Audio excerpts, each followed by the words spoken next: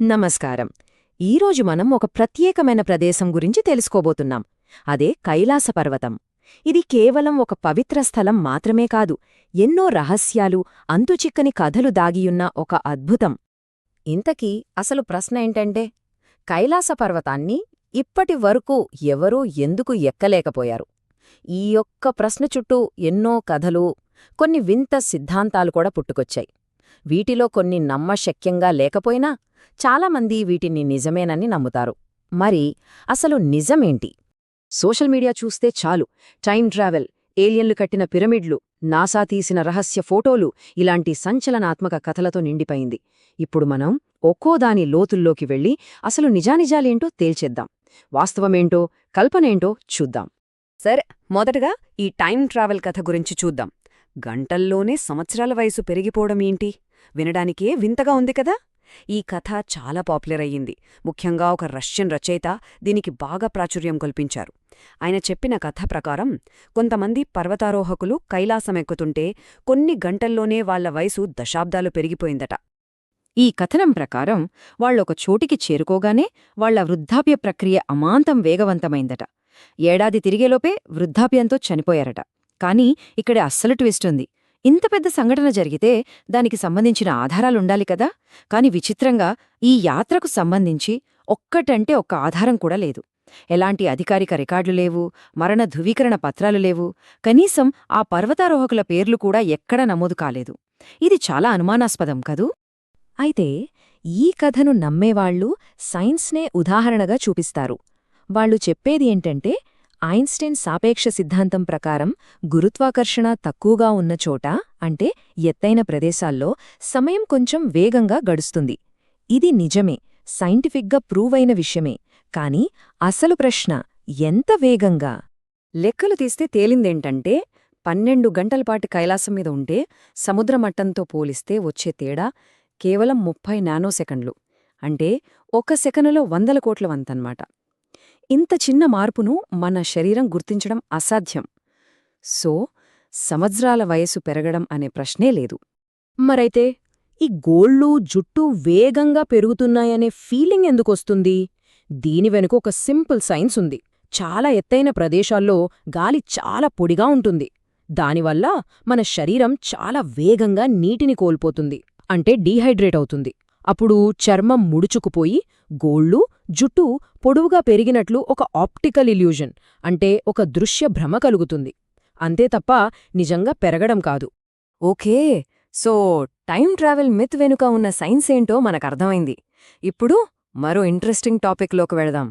అదేంటంటే పిరమిడ్లు, ఏలియన్లు, ఇంకా నాసా. కైలాసం అసలు పర్వతమే కాదని, అది ఏలియన్లు కట్టిన ఒక పెద్ద పిరమిడ్ అని, దానికి నాసా దగ్గర ఆధారాలు కూడా ఉన్నాయని అంటారు.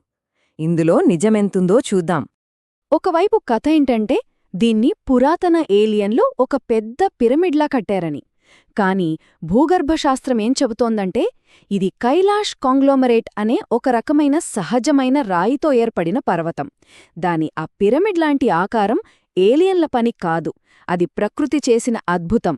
లక్షలాది సంవత్సరాలుగా మంచు నదులు, చలి కారణంగా రాళ్లు పగలడం వల్ల దానికా 4 పర్ఫెక్ట్ ముఖాలు ఏర్పడ్డాయి. ఇక నాసా ఫోటో విషయానికొద్దాం. ఇంటర్నెట్లో ఒక ఫోటో బాగా వైరల్ అయింది. కైలాసం నుండి నీలం లేదా ఎరుపు రంగులో ఏదో శక్తి వెలువడుతున్నట్టు. కానీ అసలు విషయమేంటంటే, అది ఒక సాధారణ శాటిలైట్ ఫోటో. సైంటిస్టులు డేటాని విశ్లేషించడానికి ఫాల్స్ కలర్ అనే టెక్నిక్ వాడతారు. అంటే మంచు ఎక్కడుంది, రాయి ఎక్కడుంది అని సులభంగా గుర్తించడానికి వేర్వేరు రంగులు వేస్తారన్నమాట. అంతేకాని అక్కడ నిజంగా ఎలాంటి శక్తి క్షేత్రం లేదు. ఒక సైంటిఫిక్ ఇమేజ్ని తప్పుగా ప్రచారం చేయడం వల్ల ఈ కథ పుట్టింది. సరే, ఏలియన్లు, నాసా కథలు పక్కన పెడితే మరో వాదన కూడా ఉంది. కైలాసాన్ని ఒక అదృశ్య శక్తి కాపాడుతోందని, అక్కడికి వెళ్లిన యాత్రికులకు వింత అనుభవాలు ఎదురవుతాయని అంటారు. అంటే తీవ్రమైన తలనొప్పి, కళ్ళు తిరగడం, చివరికి దేవుళ్ళు లేదా దెయ్యాలు కనిపించినట్టు భ్రమలు కూడా కలుగుతాయట. ఇంతకీ ఏంటా శక్తి? ఈ ప్రశ్నకు సమాధానం ఈ నంబర్స్లో దాగి ఉంది. చూడండి, చాలామందికి తెలిసిన ఎవరెస్ట్ బేస్ క్యాంప్ ఎత్తు 5364 మీటర్లు. కాని కైలాస యాత్రలో మనం వెళ్లే డోల్మా పాస్ ఎత్తు 5630 మీటర్లు. అంటే ఏకంగా ఎవరెస్ట్ బేస్ క్యాంప్ కన్నా ఎత్తుకు వెళ్లాలన్నమాట. ఆ అదృశ్య శక్తి వెనుక ఉన్న రహస్యం ఇదే అక్యూట్ మౌంటైన్ సిక్నెస్ లేదా ఏఎంఎస్. అంత ఎత్తుకు వెళ్ళినప్పుడు గాలిలో ఆక్సిజన్ మనకు అలవాటైన దానికన్నా 50% తక్కువ ఉంటుంది. దీనివల్ల మన శరీరానికి చాలా ఇబ్బంది కలుగుతుంది. కొన్ని తీవ్రమైన కేసుల్లో ఆక్సిజన్ కొరత వల్ల మెదడుకు వాపు కూడా రావచ్చు. దీన్నే హేస్ అంటారు. ఇలా జరిగినప్పుడు గందరగోళం, బ్యాలెన్స్ తప్పడం, చివరికి భ్రములు కలగడం లాంటివి జరుగుతాయి. యాత్రికులు చెప్పే అనుభవాలకు అసలు కారణం ఇదే. కైలాసం దగ్గర మరో అద్భుతముంది. పక్కపక్కనే 2 పెద్ద సరస్సులు. ఒకటి మానస సరోవరం, దాని నీళ్లు చాలా స్వచ్ఛంగా, తీయగా ఉంటాయి. రెండోది రాక్షస్థల్, దాని నీళ్లు తాగడానికి పనికిరాని ఉప్పునీరు. పక్కపక్కనే ఉండి కూడా ఈ రెండింటి మధ్య ఇంత తేడా ఎందుకు? ఇదో పెద్ద పజిల్. దీని వెనక ఉన్న సైన్స్ చాలా సింపుల్. మానస సరోవరం ఒక ఓపెన్ సిస్టమ్. అంటే సరస్సులోకి నీరు వస్తుంది, అలాగే గంగాచూ అనే కాలువ ద్వారా బయటకు కూడా వెళ్ళిపోతుంది. దీనివల్ల నీరు ఎప్పుడూ తాజాగా ఉంటుంది. కాని రాక్షస్థల్ ఒక క్లోజ్డ్ సిస్టమ్. దానికి నీరు బయటకు వెళ్లే మార్గం లేదు. నీరు కేవలం ఆవిరి అవడం ద్వారానే బయటకు వెళ్తుంది. వేల సంవత్సరాలుగా ఇలా జరగడంతో నీటిలో ఉన్న ఉప్పు, ఖనిజాలు అన్నీ అక్కడే పేరుకుపోయి అది ఉప్పు నీటి సరస్సుగా మారింది. సరే, ఇప్పటిదాకా మనం టైం ట్రావెల్, ఏలియన్లో, అదృశ్య శక్తిలో ఇలా చాలా అపోహల వెనుక ఉన్న నిజాల్ని చూసాం. ఇవన్నీ పక్కన పెడితే మనం మొదలుపెట్టిన దగ్గరికే మళ్ళీ వస్తున్నాం. ఇవేవి కారణం కాకపోతే మరి నిజంగా కైలాస పర్వతాన్ని ఎవ్వరూ ఎందుకు అధిరోహించలేదు? దీనికి 3 బలమైన కారణాలు ఉన్నాయి. మొదటిది, సాంకేతికంగా ఇది ఎక్కడానికి చాలా చాలా కష్టమైన పర్వతం. దాని ముఖాలు దాదాపు నిలువుగా ఉంటాయి, రాళ్లు కూడా చాలా వదులుగా ఉంటాయి. రెండోది, చట్టపరమైన కారణం. ప్రపంచవ్యాప్తంగా వచ్చిన నిరసనల వల్ల 2001లో చైనా ప్రభుత్వం కైలాస పర్వతాన్ని ఎక్కడాన్ని అధికారికంగా నిషేధించింది. ఇక అన్నింటికన్నా ముఖ్యమైన మూడో కారణం నైతికత, గౌరవం. లెజెండరీ పర్వతారోహకుడు రీన్హోల్డ్ మెస్నర్కి చైనా ప్రభుత్వం కైలాసాన్ని ఎక్కడానికి అనుమతిచ్చింది. ఆయనే మొదటి వ్యక్తి అయ్యేవారు. కానీ ఆయన సున్నితంగా తిరస్కరించారు. ఎందుకనడిగితే ఆయనేమన్నారంటే, మనమీ పర్వతాన్ని జయిస్తే అది ప్రజల నమ్మకాలను, వాళ్ల ఆత్మలను జయించినట్లే అవుతుంది అన్నారు.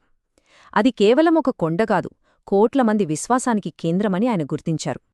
కాబట్టి చివరిగా మనం అర్థం చేసుకోవాల్సిందేంటంటే, కైలాసం యొక్క నిజమైన అద్భుతం ఈ ఏలియన్ కథల్లోనో, టైం ట్రావెల్ అపోహల్లోనో లేదు. దాని అసలు అద్భుతం కొన్ని కోట్ల సంవత్సరాలుగా ప్రకృతి చెక్కిన దాని నిర్మాణంలో ఉంది.